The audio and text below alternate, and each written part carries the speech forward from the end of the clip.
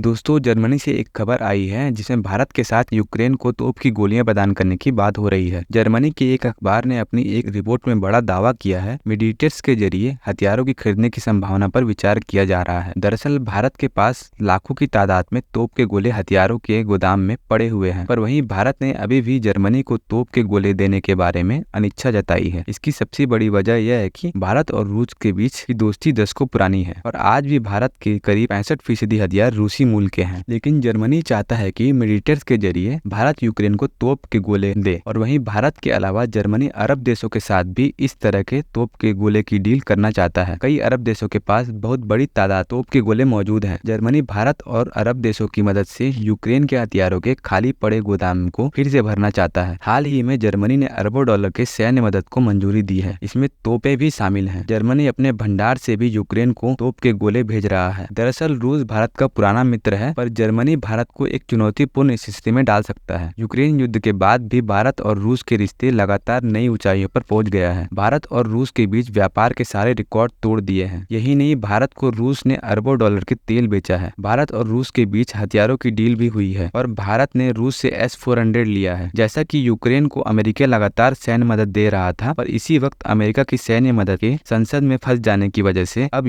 यूरोपीय देशों को भारत और अरब देशों से गुहार लगानी पड़ रही है। दरअसल यूक्रेन की सेना को हाल ही में करारी हार का सामना करना पड़ा और उन्हें अपने एक शहर से पीछे हटना पड़ा। रूस ने इस शहर के हर कोने को तोप के गोलों से ढक दिया है। हाल ही में जर्मनी में एक बैठक हुआ था और जर्मनी बिचौलियों के माध्यम से भारत से गोला बारूद प्राप्त करने का सुझाव दिया था और भारत ने रूस के साथ अपनी दोस्ती को प्राथमिकता देना जारी रखा हुआ है। रूस पर आर्थिक प्रतिबंधों के बावजूद भारत कम कीमतों पर रूसी तेल का एक बड़ा खरीदार बना हुआ है। भारत के विदेश मंत्री एस जयशंकर ने हाल ही में जर्मनी की अपनी यात्रा के दौरान रूस और भारत की दोस्ती पर कहा था, जहां यूरोप ऊर्जा के लिए मिडिल ईस्ट की ओर रुख कर रहा है, वहीं भारत रूस के साथ वैसा व्यवहार नहीं कर सकता है। वही अब देखना होगा कि भारत इस पर किस तरह से अपना पक्ष रखता है। चलिए मिलते हैं अगले वीडियो में। जय श्री राम।